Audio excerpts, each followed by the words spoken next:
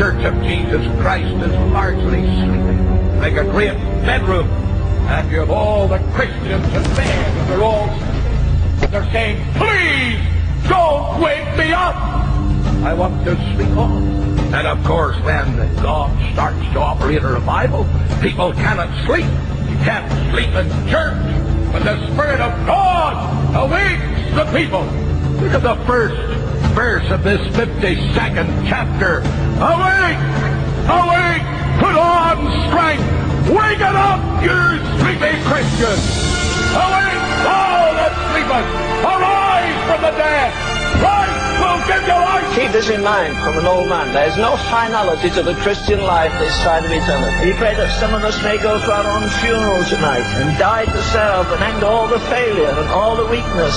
Why should a person come to the cross? Why should a person embrace death with Christ? Why should a person be willing to go in identification down to the cross and into the tomb and up again? I'll tell you why. Because it's the only way that God can get glory out of a human being. If I were to ask you tonight, you're saved, you say, yes, I'm saved. When?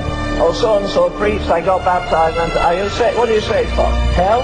Are you saved from bitterness? Are you saved from lust? Are you saved from cheating? Are you saved from lying? Are you saved from bad manners? Are you saved from rebellion against your parents? Come on, what are you saved from? Who shall ascend the hill of God?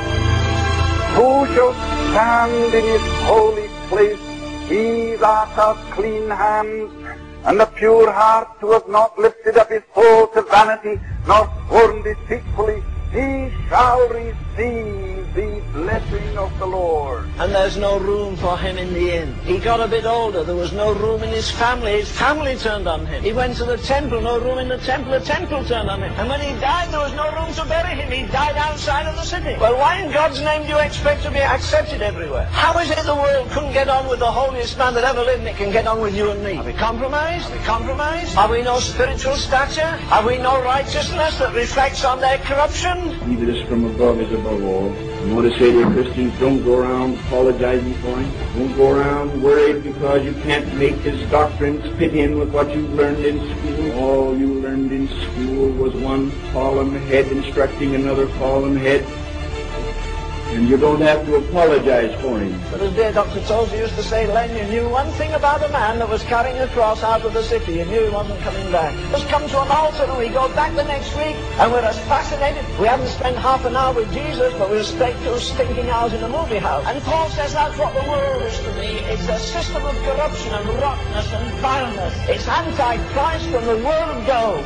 Is the world crucified to you tonight, or does it fascinate you?